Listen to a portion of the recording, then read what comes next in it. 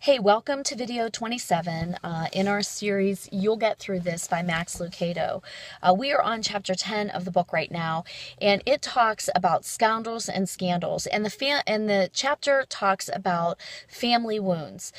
Wounds when people inflict upon us that are close to us, people that shouldn't want to hurt us but do. Max acknowledges that those kinds of wounds are the slowest to heal. He said, look how long it took for restoration for Joseph and his family. So family wounds and family restoration is definitely something that takes time. He talks about the most famous family tree in the Bible and the blight that it suffered. Adam accused Eve, Cain killed Abel, Abraham lied about Sarah, Jacob cheated Esau, and the book of Genesis is basically a relative disaster. We are on page 101. We are on page 101 in the book, and Max says, he said, Joseph didn't deserve to be abandoned by his brothers. True, he wasn't the easiest guy to live with. He boasted about his dreams and tattled on his siblings. He deserved some of the blame for the family friction, but he certainly didn't deserve to be dumped in a pit and sold to merchants for pocket change. The perpetrators were his 10 older brothers. The 11 sons shared the same dad, dinner table, and playground. His brothers were supposed to look out for him. Joseph's next of kin were out of line, and his father, Jacob, was out of touch.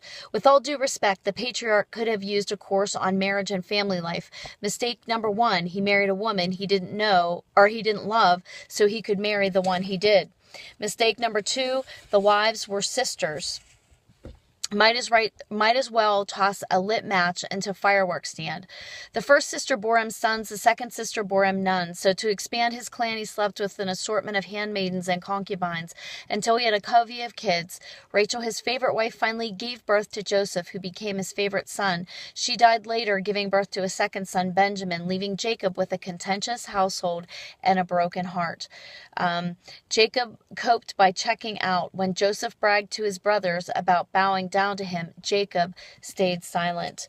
And it was obvious that the sons were obstinate and the dad was oblivious. The brothers needed a father and the father needed a wake-up call. Joseph needed a protector badly, but instead he was neglected. Max talks about how Joseph had been prime minister for almost a decade and had a free pass to go anywhere he wanted to in the land, but he never returned to Canaan. He had 8 years to set the record straight, but he didn't.